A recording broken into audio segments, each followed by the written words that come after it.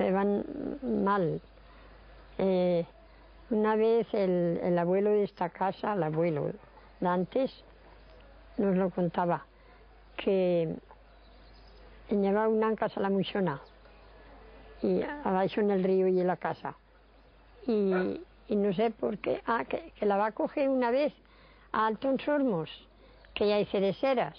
Sí. La va a coger aquel hombre, a la mujer hija colgada en la cerecera y se arramaba.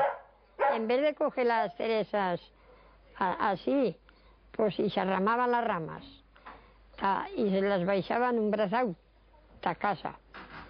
Y la pesca en la cerecera, con que la va a emprender, y la mujer, me las de pagar. Le va a contestar la mujer al hombre, al amo de las cereceras, me las de pagar.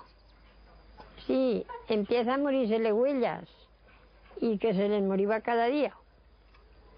Con que una otra vez la tropieza, hasta a la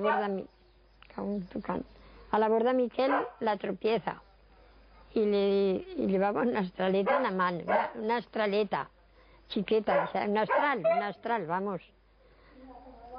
Y le va a decir, me cago en Dios, si no me le saques el mal a las huellas, te mato. Calla, Ramón, calla. No se te morirá más que una negra. No se te morirá más que una negra. Ya, el otro día, la huella muerta en el barandal. Se van barandaus con baranas.